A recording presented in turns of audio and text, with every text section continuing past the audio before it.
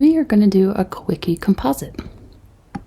This is my subject and my background. I'm going to cut the subject out and put her on her new background.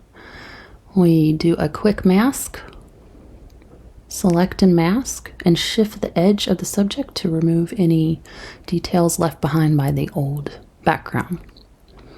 And OK, and then paint back in any details that you'd like to preserve that the quick mask eliminated. We also want to refine the edge there by hand to remove any leftover details of the original backdrop. And we're refining the mask manually here. Then we match exposure of the subject to its background, and also match a little color of the subject to the background as well.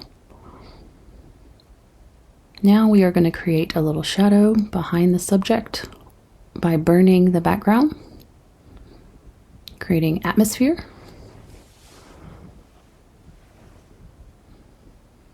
Then we are going to do a trick I like to call creating atmosphere on your subject by painting a color from the background on top of your subject, turning it to screen mode and lowering the opacity so she looks a little bit more realistically within her environment.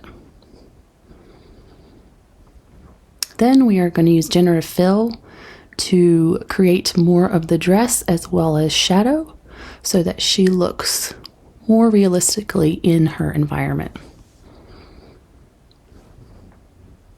It takes a little while.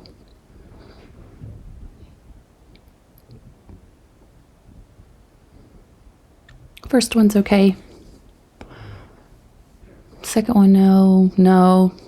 We'll go with the first one. It's just a quickie composite, so it's okay. I did some color grading, added a vignette, and a little grain for texture, and that's a quickie composite.